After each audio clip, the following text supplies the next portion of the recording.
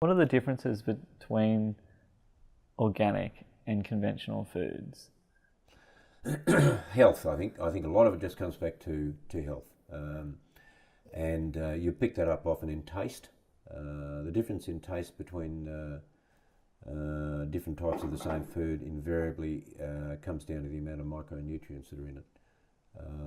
And they're little tiny things like calcium, selenium, and magnesium, whatever they are. There's a whole bunch of these micronutrients that can be produced in a plant that's growing in healthy soil that's got all those micronutrients available and can be taken up by the plant.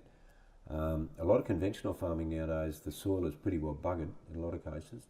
They're having to put in all the fertiliser, all the water to actually produce a plant, and it's a bit like broad-scale hydroponics really, because they're feeding everything to the plant through the water, and then they're just using the soil as a medium to stand the plant up in for convenience sake.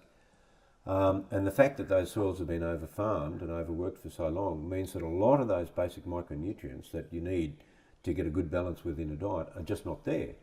They'll have some of the rudimentary nutrition in it, but a lot of the micronutrients, the little bits that the body still needs to be able to make it function properly, if they're not there, then the body's either going to get crook, or it's going to say you need to eat more and more of this because, you know, I only got a little tiny squillion of magnesium out of that meal I just had. You have to have another meal that size for me to, you know, to maybe get the amount of magnesium that I need.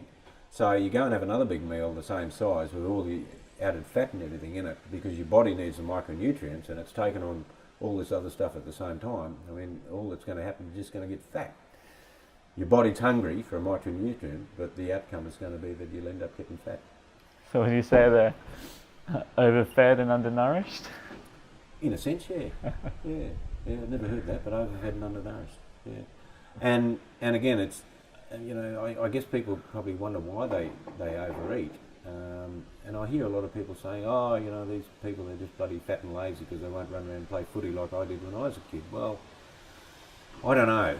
You know, I suspect a lot of these kids are probably trying to be just as active as anybody else.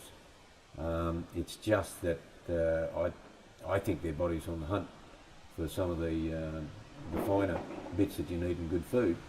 And if it can't get it, it's going to tell the brain to eat more until it gets it somehow or other. And if it's got to put up with a whole bunch of excess fats and everything else, well, that's what it does.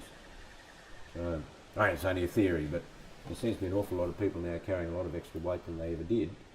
And, I mean, there's more people playing football now than there ever were, so I just don't see that it's necessarily that we've bred a generation of lazy people. I think we've bred a generation of unhealthy plants.